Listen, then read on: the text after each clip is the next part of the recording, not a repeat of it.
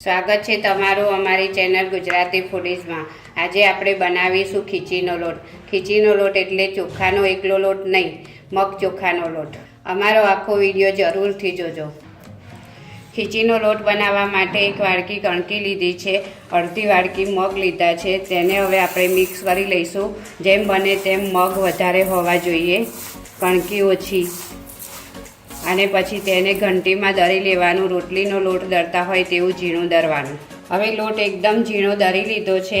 હવે તેને આપણે બાફી લઈશું। ચોખાનો લોટ બાફતા હોય તેવી રીતે બાફવાનો। એક તપેલીમાં 2 થી 2.5 ગ્લાસ પાણી મૂક્યું છે। હવે તેમાં ગ્રીન મરચાં પીલેલા નાખીશું 1 ચમચી, અડધી ચમચી પીલેલું લસણ સૂકું, ચપટી અજમો, અડધી ચમચી જીરું, 1 ચમચી તલ, 1 ચમચી મીઠું, તમારે જેવું જોઈતું હોય ટેસ્ટમાં તેવી રીતે નાખવાનું। હવે તેને બરાબર ઉકળવા દેવાનું। 1-2 ઉભરાણ આવે પછી લોટ ખારો નાખીને હલાવવાનું।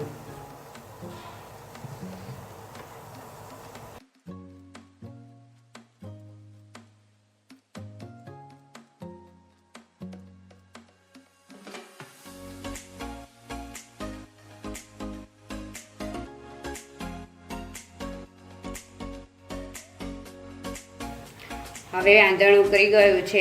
ચપટી ખારો નાખીશું આપણે। ખારો નાખતી વખતે ધીમો ગેસ કરી દેવાનો, નહીં તો ઉભરાઈને બહાર જતું રહેશે। ખારો નાખીને ઉકાળી લીધું છે આપણે। હવે લોટ નાખીને હલાવીશું।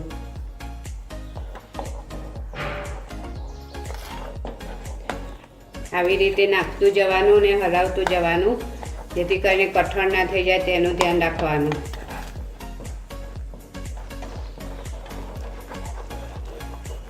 જેમ બને એમ થોડો ઢીલો રાખવાનો।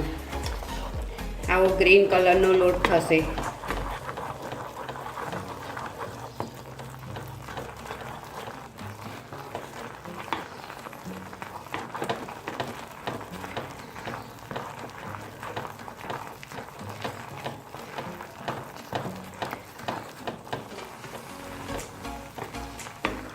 હલાવીને તૈયાર છે। હવે આને આપણે બીજા તપેલામાં ચડવા મૂકવાનું।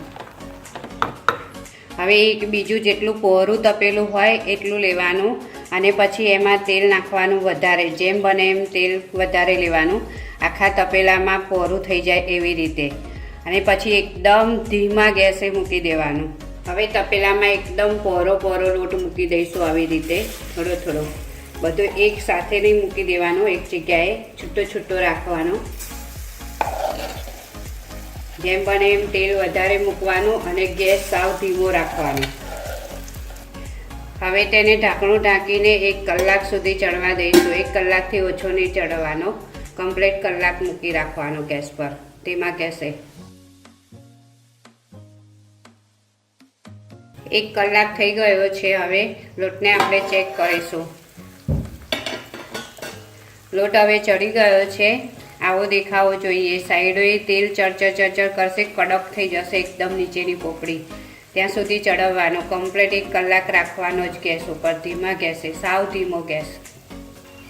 ખીચીનો લોટ હવે તૈયાર છે। તેને તમે લસણિયા મરચાં સાથે ખાઈ શકો છો।